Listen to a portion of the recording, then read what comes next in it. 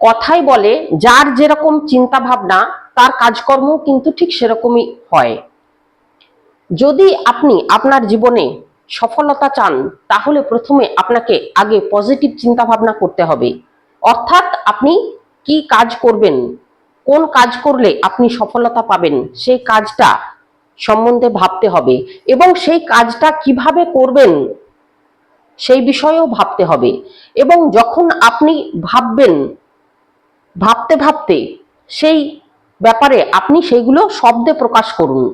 অর্থাৎ আপনার ভাবনাগুলোকে আপনি মুখে কথা বলে আপনার মনের ভাবটাকে প্রকাশ করুন, এবং এই মনের ভাব প্রকাশ করতে করতে আপনার সেটা স্বভাবে পরিণত হবে, এবং এই স্বভাবটা আপনার একসময় অভ্যাসে পরিণত হবে, এবং এই অভ্যাসই একদিন কর্মে পরিণত হবে, এবং এই কর্মই একদিন আপনার ভাগ্য তৈরি করবে, আর এই ভাগ্যই আপনার জন্য এনে দেবে আপনার সফলতা।